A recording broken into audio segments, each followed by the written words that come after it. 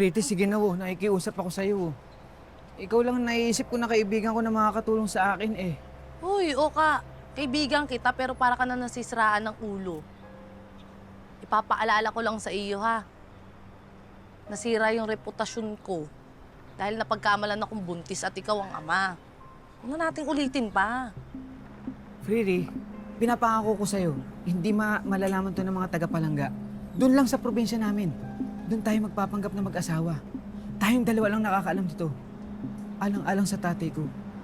Seryoso ka, Oka? Ha? Pati sarili mong tatay, lolokohin mo, dadamay mo pa ako. Ayoko, hindi ako manluloko, no? Kaya ako nga to gagawin eh. Para sa tatay ko eh.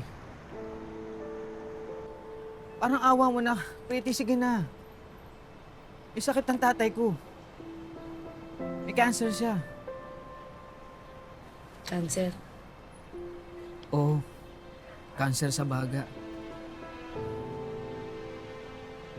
Konti na lang buhay ng tatay ko. Alam ko namang mali yung gagawin ko eh. Pero ito lang yung naiisip kong paraan. Pretty, malaki respeto ko sa'yo. Pero alang-alang sa tatay ko, gusto ko lang siyang maging masaya sa nalalabi niyang buhay. Alam mo, ang pangarap kasi ng tatay ko sa akin, magkaroon ako ng sarili kong pamilya, maging masaya ako.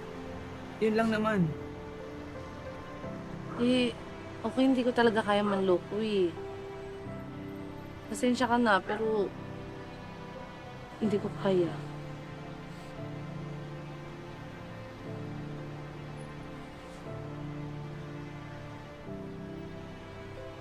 Naunawaan kita, Pretty.